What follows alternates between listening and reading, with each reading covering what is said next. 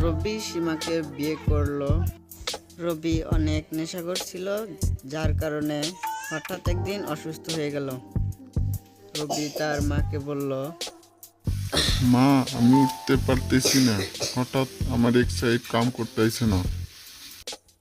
বাবা, তুই কোনো চিন্তা করিস না, আমি এক্ষুনি ডাক্তার ডাকছি।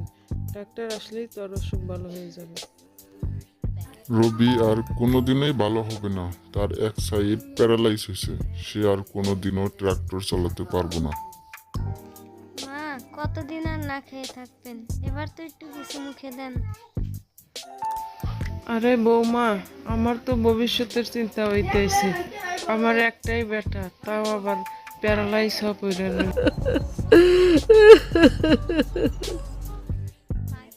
মা, আপনি কোনো চিন্তা করবেন না, যতদিন না অসুখ ভালো হয় ততদিন আমি খেত খামারে কাম করব।